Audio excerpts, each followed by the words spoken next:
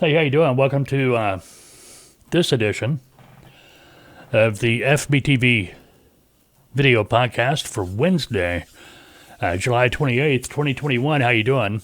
My name is Mike. I am your host. If you missed it yesterday, we did an extra podcast yesterday. You find that on the your favorite podcasting app. Matter of fact, it appears, don't want to stick my foot in my mouth there, but right now we are planning to do 3 podcasts a week. Yesterday was Tuesday, but expect that podcast to be on Monday. We're going to do audio podcast on Monday, and Friday, the video podcast, which will also show up on the audio podcasting apps, will be on Wednesday like we've been doing in the past. So, this video podcast app, you're going to find it if you are a client. You'll find it in the Insider, FBTV Insider, which all of our TALTOA clients have access to. Has pretty much all the videos and audio and everything we've done, even extra stuff. But you got to be a client to have access to the Insider. But anyway, you're going to be able to find the videos for our video podcast there, as well as on YouTube. Now, if you're watching on YouTube, click below. Help us out. Subscribe, leave a comment. We prefer positive comments, but hey, say what you say. You know, we have no control over that. But we did have haven't had a chance to answer it yet or reply to it, but we had a question the other day from our YouTube video that I believe it was the video focused on rate sheets. Maybe wrong about that, but the person that left a comment, they had a question, and their question was basically, okay, how do we find trucks to move the loads? Well, there are tons of tools available. We're not going to get into it in this podcast, but your first tool is going to be your load boards.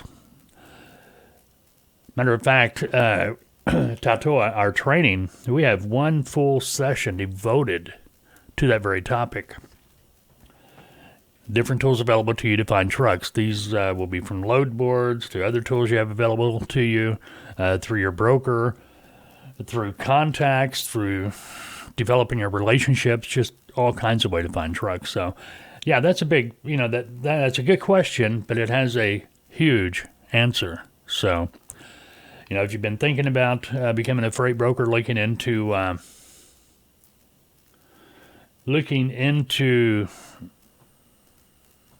becoming an agent, maybe a broker for maybe getting your own license to be your own freight broker.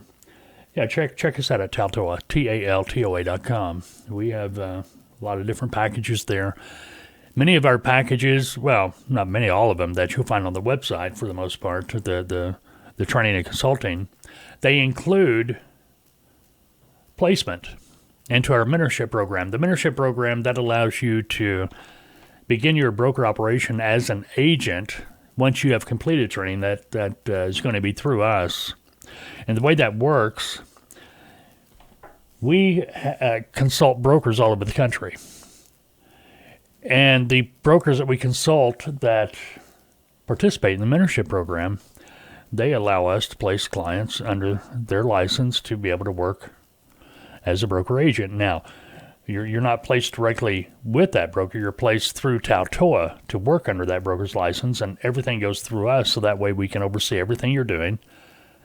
I mean, you're brand new. Want to make sure you're doing everything right. Here to provide support. You have questions, we're here to answer them, make recommendations, make sure you're basically crossing your T's and dotting your I's. And yes, you can make money in the mentorship program, but keep in mind the mentorship program is really designed to allow you to get out there and start building your customer base, gaining experience, so you can take that next step.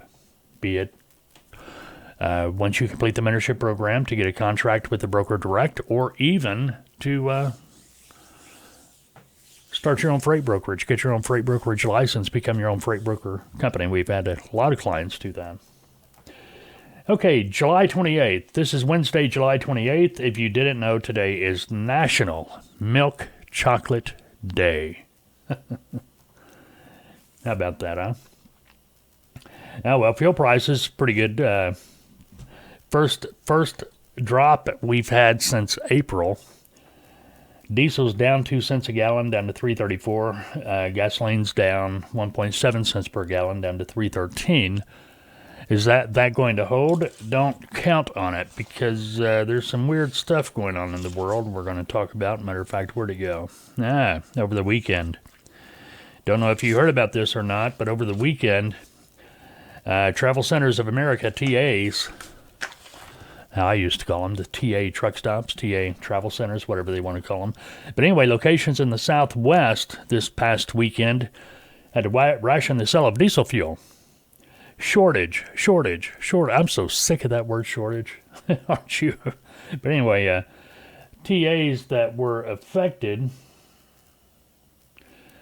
were in Utah, Arizona, and Nevada. Kingman was one of them. Vegas and a couple of places in Utah. But Kingman, man, that brings back memories. When I was driving, used to down I-40 pull off there. I never did go to TA, but I was always in a Petro, because Petro had the Blue Beacon truck wash in their parking lot.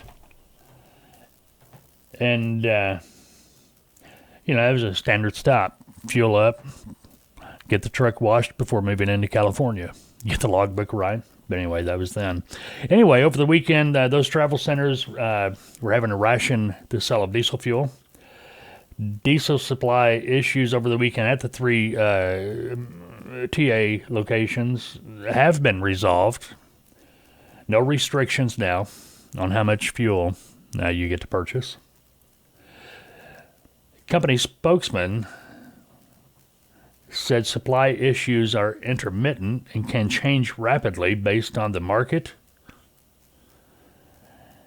pipeline issues, and driver shortage issues. Okay, unless the tankers don't have the drivers to haul the fuel, that would be the only way a driver shortage issue could affect the delivery of fuel. But I don't know, that don't add up, because Kingman's a busy place. If TA was having troubles getting fuel, Flying J, Petro, the other truck stops would have been reporting fuel shortages too, but they weren't, only the TA. So keep your eye on that. That's not good. Okay, now to follow up on that, talking about fuel, Wyoming and South Dakota, fuel haulers are getting an hours of service break. The governors of South Dakota and Wyoming have issued emergency declarations that suspend the hours of service regulations for tanker haulers of gasoline in those two states, or fuel, aviation fuel.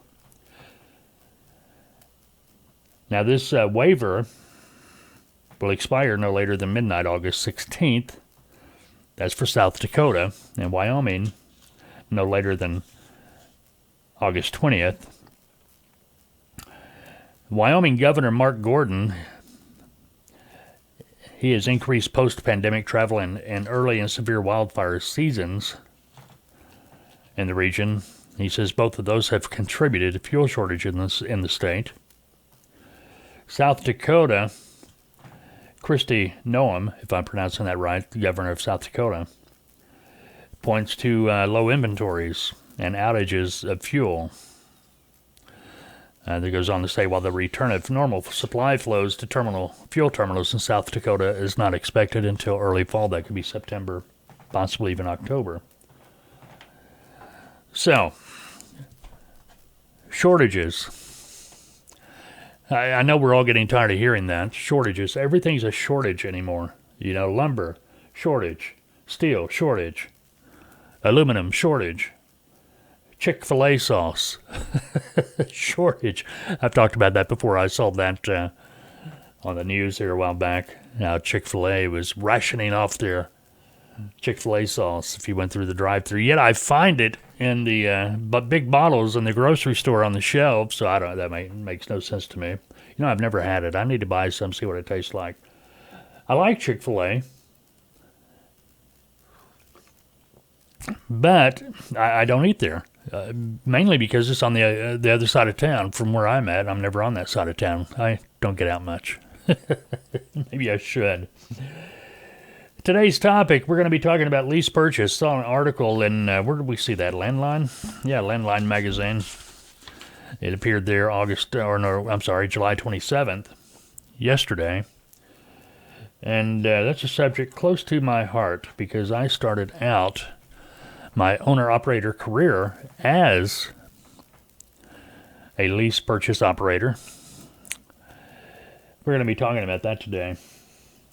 Well, before we get into that, see, we talked about fuel prices, spot rates from last week, this week to last week, up 1.3% for vans, flatbeds, little to no change, if anything, down just a hair.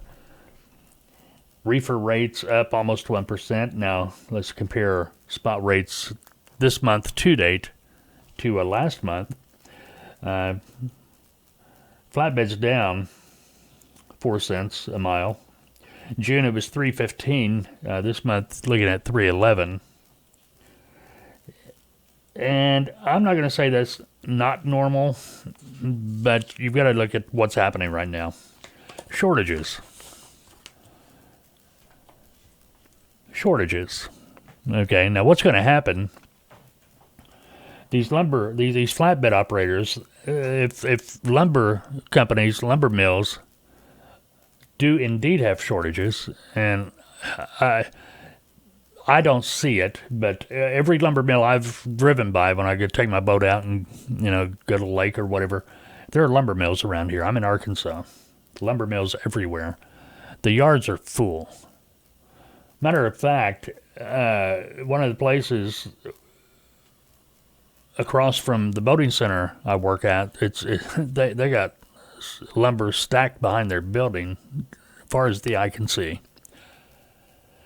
Not saying there isn't a lumber shortage because these are just places I see. There could be lumber shortages that I don't see, but I don't know. I'm just really skeptical about all this. A lot of things I'm skeptical about right now.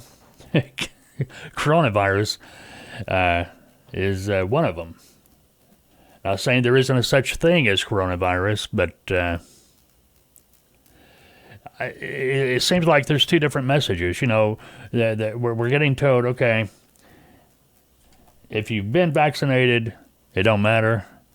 You're vaccinated, but wear your mask anyway. If you've not been vaccinated, get vaccinated, but wear a mask.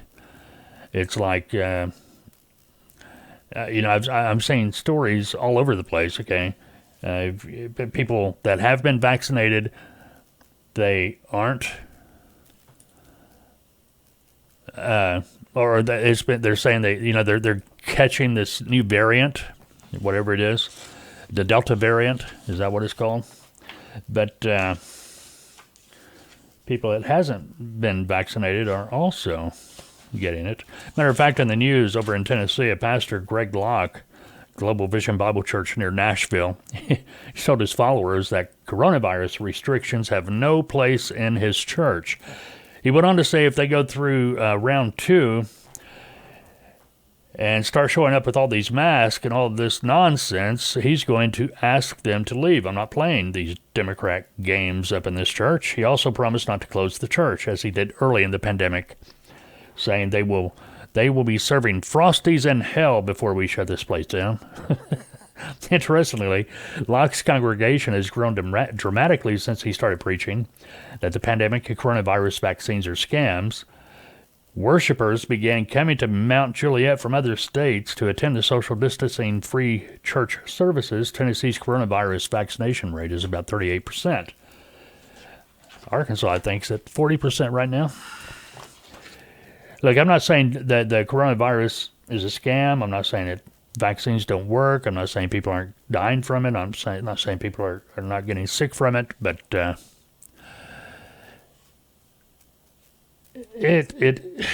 don't care how you look at it. There are questions. I know some prefer to side on the on the side of caution. Better to be safe than come down with it. And others are saying, it's a scam, just like this pastor is. And Other people are saying, why get the vaccine if you're going to get sick anyway if it doesn't do anything? I don't know. It's kind of odd if you ask me. But that's why I'm in transportation and not the leader of the free world. All right, let's talk about lease purchases for a moment before we lose track of time, and I'll get into that at all today. Lease purchase. This has been something that has been going on for decades in the trucking industry. Matter of fact, that's how I got my start as an owner-operator. And there's pros and cons with the lease purchase. Now, one thing you have to understand, if you're going into a lease purchase, and I know there are some of you out there that complete the lease purchase, you actually take ownership of the truck, and I commend you for that. But you are rare. You are the minority in this. Most people that get into a lease purchase, they will never own that truck. Matter of fact, what's kind of funny about it, the trucking companies offering their truck in the lease purchase, they don't even own the truck. Well, they have possession of it, but it's leased or financed through another company. They don't have the title. And what they're assuming is, one, by the time you do finish paying off the truck, they will have the title. Or the law of, well, the average is on their side. You know, the odds are on their side that you'll never finish paying off the truck, and the ownership will revert back to them anyway, which they've always had ownership of to begin with. Now, here's the thing with the lease purchase. Well, let's talk about what OOIDA says. OOIDA Executive Vice President Louis Pugh, we've talked about him before. He recently focused on predatory lease purchase programs when a carrier leases a truck back to a driver for a certain amount of money and takes a percentage of the revenue for the load. Well, you know, that's kind of In some instances, drivers have claimed that they owed the carrier money at the end of the pay period. Well, yeah, it's very possible. I mean, there's no doubt about it. Now, let's talk about that for a moment. Well, first of all, when a trucking company leases a truck or does a lease purchase with a driver, that driver is an owner-operator leased onto that trucking company. Of course, the company's going to take a percentage of whatever the load is paying. The lease purchases I was involved in was the company driver got paid X amount per mile, and the owner-operator got paid a higher amount. Okay, and I'm sure that's the way it is now. There's no way it couldn't be, you know. But the owner-operator is making more, and it's how they operate their business on what kind of money they put in their bank account, what they spend. A lease purchase is a good way, in my opinion, it's a great way for somebody wanting to be an owner-operator to start learning the ropes without putting your credit on the line, because a lease purchase you can walk away from. Now, I say that expecting your lease purchase with your company to be a walkaway lease purchase. So whatever contract you're doing with your trucking company, to do a lease purchase, you need to read that contract, make sure it's walkaway. I'm going to go out on a limb and say most of them are. Most of them are walkaways. In other words, if you quit, you walk away from the lease purchase, you lose all the money you put into it, no equity. Trucking company keeps the truck, you quit, you move on to another trucking company. I mean, that's usually the way I've seen them. I would never, ever do a lease purchase where I still had responsibility if I couldn't walk away from it, put it that way.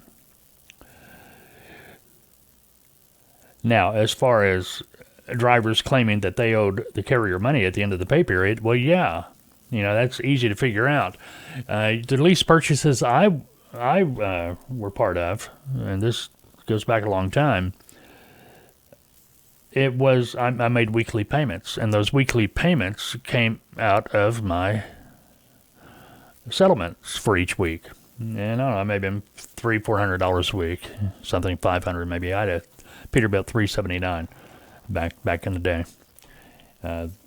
Anyway, that's it. And a Freightliner Classic back in the day. But, yeah, if you stayed home all week and you didn't move enough to cover that payment, yeah, you ended up owing the money. But it wasn't like you had to write a check. In my experience, what it was next week, what I owed from last week was added to the amount I owed that week, and it came out in one lump sum. So, neither here nor there. But I saw a blink. Did you see a blink? Maybe having a... It's supposed to be hot. It's going to be hot. Matter of fact, what's it going to be? They're talking about 115 heat index today. We're not there yet, but it's going to be hot today here in Arkansas. It's the heat dome. We talked about that in yesterday's podcast. All right. Now, while the purported goal is the driver to eventually own the truck and become a full-fledged owner-operator, I'm sorry, but on a lease purchase, the driver already is a full-fledged owner-operator. It doesn't matter if he's lease purchasing or he's went through a finance company, bought the truck off the lot.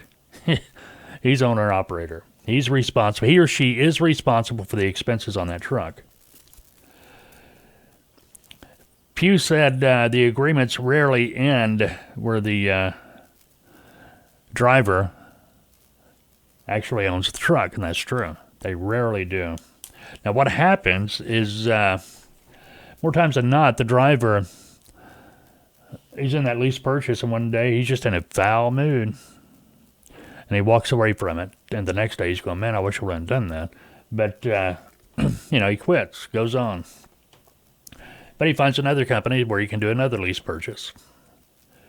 And I have come across drivers. And I think I've found drivers with Prime that end up, I think I've talked to more Prime drivers that ended up through the lease purchase actually owning the truck.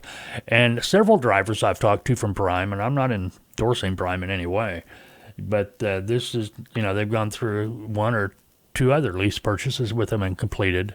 So I don't know.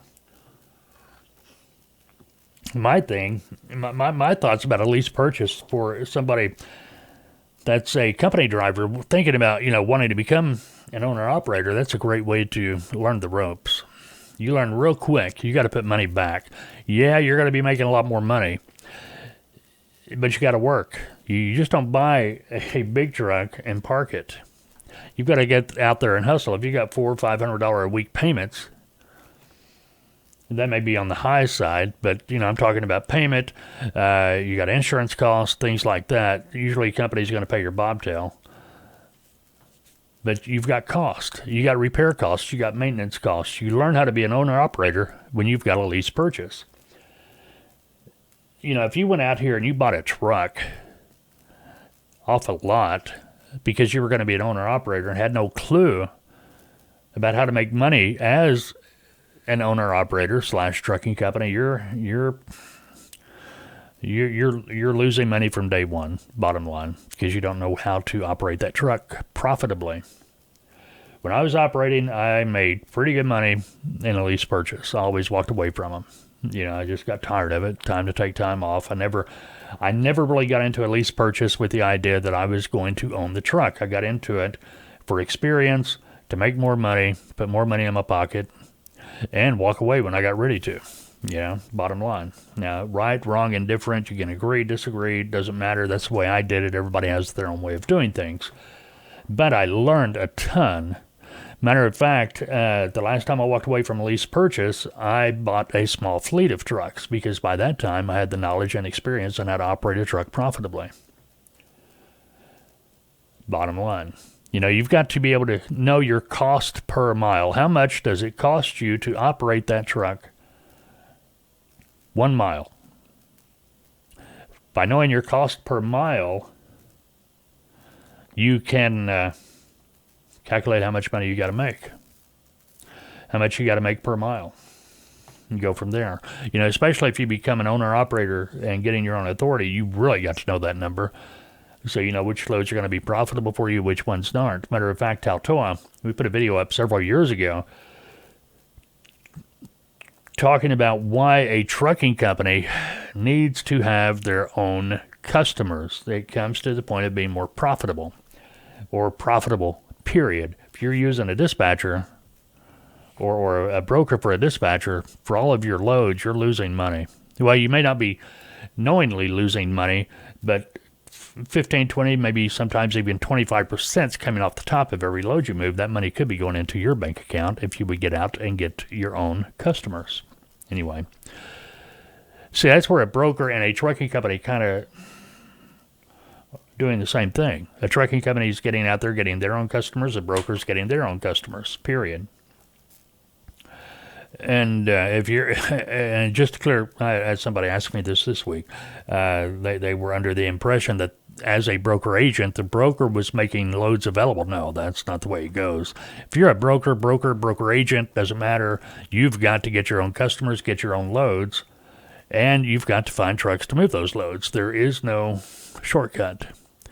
You know, you think about it, if you're an agent, what is the motivation for a freight broker to give you customers?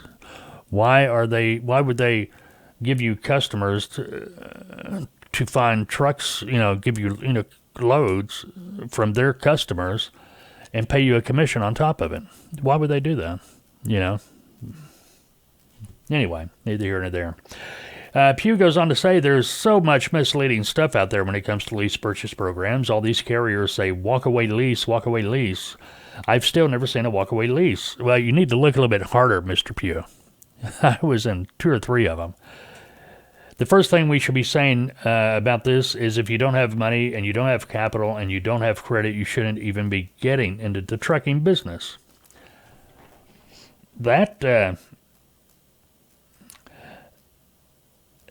If you're buying a truck off a lot, yeah, you got to have capital, you got to have money, because you got expenses that it's going to be hard to cover if you don't have capital, bottom line. And that's where the lease purchase comes in handy, because the company you're lease purchasing the truck through, hopefully they're financially stable. They're paying all this stuff. You're just paying the trucking company back, so you don't need that capital in your pocket at the time. However, you've got to remember you are going to have repairs. Your truck is going to break down. I know that when I had my trucks, I knew if I broke down away from home, at minimum, it was going to cost me $1,000. Simple as that. Minimum. So you got to take some of that money out every week and put into a maintenance account. Now, generally, at least the lease purchases I have been in, the trucking company I was doing a lease purchase with, they gave me a warranty on the truck. Now, it may have been just 90 days, but a warranty. That gave me 3 months to start saving money to put into a maintenance account. You've got to do that, and you've got to be able to pay yourself. You got to be able to do the math. If you can't do the math and figure it out on paper, and trust me, sometimes paper and trucking don't go hand in hand. The calculations you come on with paper. I'll give you an example. I had a guy tell me a long time ago, an old-timer tell me, you've got to have 40 trucks to be profitable as a trucking company. And I thought, no, that makes no sense. I can sit here and be profitable with 1 truck. But what I soon learned was, the old-timer, he knew what he was talking about. Because you've got to be thinking about this. 50% of your fleet is not making you money 100% of the time. So that means 50% of your fleet is paying for everything. Yeah, think about that. Let that roll around in your head a little bit. Yeah, it made sense once I had a small fleet. Half my fleet was not making money 100% of the time, which means that half that was making me money 100% of the time, they were paying for 100% of my fleet. You can both go back and rewind that if you want to hear what I was saying. But anyway, I don't understand why OIDA would be talking bad about a lease purchase. Yeah, you've got to. It falls on the driver. Well, okay, what they're leading up to, okay, I'll just tell you this. The reason for this story is because OIDA has an owner-operator success program you can purchase coming up here next month or next couple of months, whenever you can register for. That's the reason for the article. Talking you into, hey, if you're thinking about becoming an owner-operator, you need to take our program, which it is probably good, but I've talked about this before. What I haven't seen, they may be doing it this time, I don't know, is teaching owner-operators how to get their own loads, how to get their own customers. That's what if there's any secret to being a trucking company, it's getting your own customers so you have your own loads. Because with that customer, you're dealing direct. You're getting 100% of the rate. There's no broker involved. The only time you should be using a broker as a trucking company is for a backhaul, to reposition your truck to a destination you need that equipment to be located. Otherwise, you should be using your own customers, making money. Anyway, you get the idea. For me, lease purchase was good.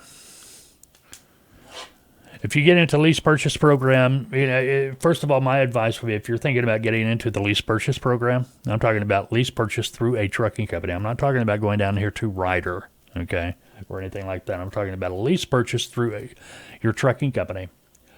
If they got a contract, read it. If you don't understand it, get an attorney. Have somebody explain it to you. Know the ins and outs. Know what you're getting into.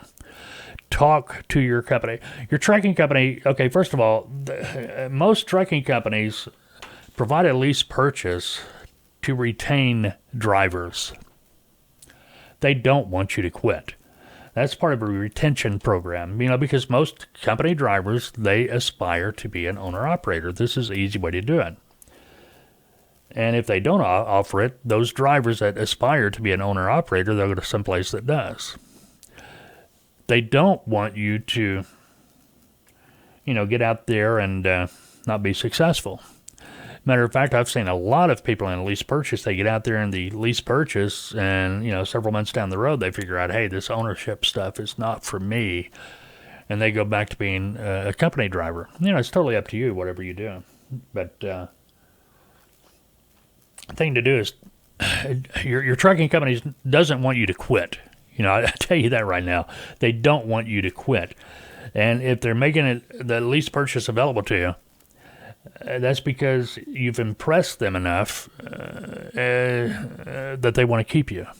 Okay, bottom line. So, there's probably more expenses with the lease purchase now than there was when I was driving. ELDs, I'm sure you've got to pay for your ELD. Maybe not. Depends on the company. But think about it. Know what you're doing. Research it. There are tons of videos on YouTube, talking about how to be an owner-operator. If you want to take that OIDA class, I'd recommend that. I mean, why not?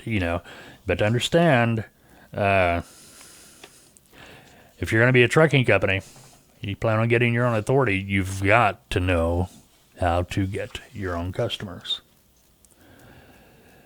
All right, what else? We're about to wrap it up here today. Kind of went on and on. If it's your birthday, happy birthday to you. You're in pretty good company. Jim Davis, if that don't sound familiar to you, Garfield, the cartoon does. He's the cartoonist that created Garfield. He's having a birthday today. Gloria from All in the Family, she's 74 today. Lori Laughlin, she's having a birthday today. I think that's the same girl that had all those problems with buying her kids way into college. I have thoughts about that. I have a problem sending a parent, well, I get it. Wrong is wrong, right is right. But I don't hate her for what she did. Maybe, how she broke the law probably wasn't right. But probably, and I shouldn't say probably, it wasn't right. But I get it. Any parent wants the best for their kids. And anyway. Today in history, 1866, the metric system becomes a legal measurement system in the U.S. How's that working out for the U.S.? I remember back when I was driving, where was Alabama, Mississippi, somewhere?